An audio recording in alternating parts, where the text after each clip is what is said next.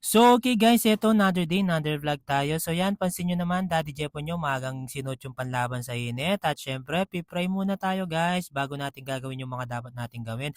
At meron palang nag-chat, eto, magpapaservice si na sir. Yan, malapit lang naman yung pag-aatirang ko sa kanila. And eto, nasakay ko na nga sila, eto na nga. And ayan, nandito na tayo kung saan natin sila ihahati. So yan, thank you po. And after nga nung guys, eto, dito ka muna kami sa bahay ni Kuya Ison. Yan, magkakape kami, in-invite niya kami. Thank you Kuya. At ayan yung mga kaibigan ko guys, yan, ang gagaling magbigay ng advice ng mga yan.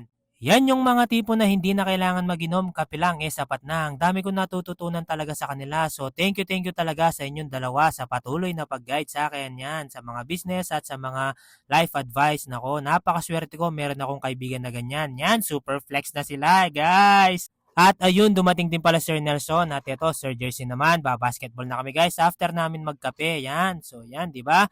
And before we play guys, syempre, di ba, lagi ko naman sinasabi sa inyo, fellowship basketball to, pangalawa lang talaga yung basketball. So yan, si Sir Benison nag-share ng word and we pray na rin, syempre, before we start para i-guide kami ni Lord. And after nyan guys, ito Sir Nelson, nag-share din siya ng word. Nako, thank you po talaga sa inyo. And before we start, yan, syempre, group picture muna. And after nun guys, eto na, lalaro na tayo. So, let's ball game na.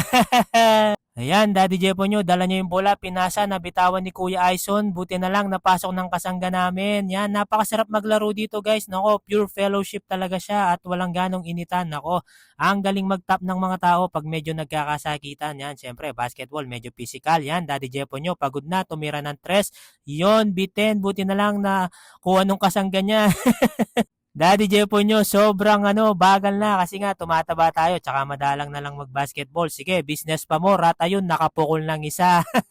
So yan guys, tuloy-tuloy lang kami dito. Grabe, enjoy na enjoy talaga kami pag naglalaro kami dito guys. At ayan, napaupo na lang Daddy Jepo nyo, sobrang pagod. Pero nung pinasa, ginanahan at ayun, nakapukol na naman. So yan, pagod na ako dito guys. Halos patapos na tong vlog ko. Thank you sa panonood at pag-abang.